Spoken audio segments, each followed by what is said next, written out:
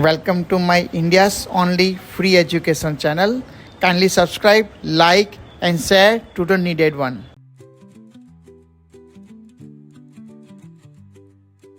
Important exercise આના પછીની કસરત છે જેમાં તમારે કેટ એન્ડ કેમલ કરવાનું છે. તમારે પેટને આગળ ખેંચવાનું, યસ, માથું ઊંચું કરવાનું, યસ, અને પછી માથું નીચે નાખો અને પેટને અંદર નાખવાનું, યસ.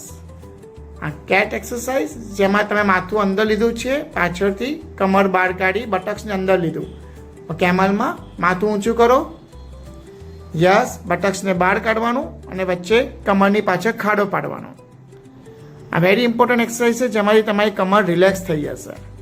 ફરીથી માથું અંદર, હા, પેટની તરફ જોર આપવાનું, બટક્સને પણ અંદર ખેંચવાનું. માથું અંદર જશે તો બટક્સ પણ અંદર જશે.